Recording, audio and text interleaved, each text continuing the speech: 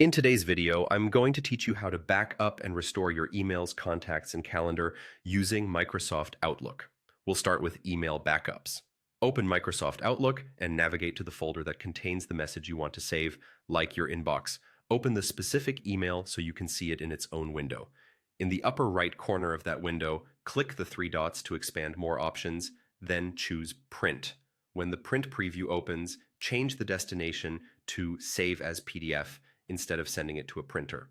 Save the PDF to a folder you'll remember.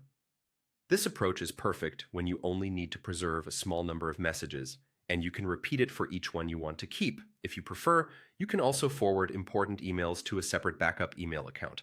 That gives you a second copy stored elsewhere, which can be handy if you switch devices or accounts later. Next, let's back up your contacts. In Outlook on the web, click the People icon to open your contacts. At the top, select Manage Contacts, then choose Export Contacts.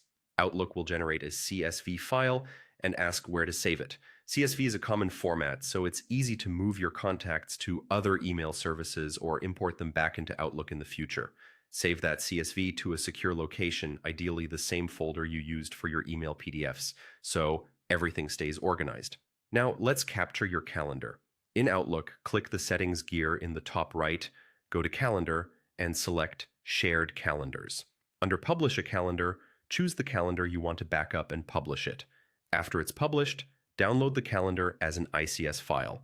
ICS is widely supported by most calendar apps, which makes it reliable for restoring or migrating your events later.